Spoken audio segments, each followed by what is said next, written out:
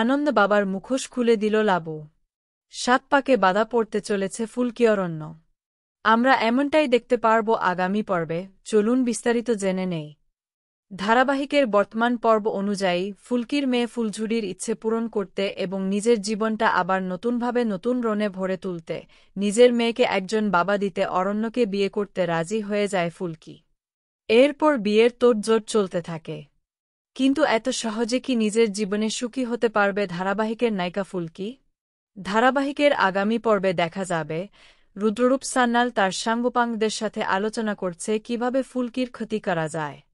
জানতে পেরেছে ফুলকি আবার বিয়ে করতে চলেছে। তার এই বিয়েটা হতে চলেছে অরণ্যর সঙ্গে। রুদ্র কিছুতেই এটা মেনে নিতে পারে না। সে চিৎকার করতে থাকে। রুদ্র বলে, যতবার সে রায় চৌধুরী পরিবারের ক্ষতি করার চেষ্টা করেছে ততবার পরিবারটা আরও কাছাকাছি চলে এসেছে। নিজের পরাজয় বারবার মেনে নিতে পারছে না রুদ্র। এদিকে ফুলকি ফোন করে লাবণ্যকে।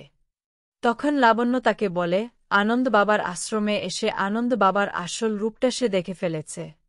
এইবার কোনো কিছু করার আগেই লাবণ্য উচিত শিক্ষা দেবে রুদ্রকে। কি হতে চলেছে ফুলকি অরণ্যর বিয়ের দিন?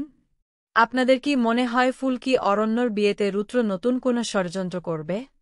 কমেন্ট করে জানিয়ে দিন।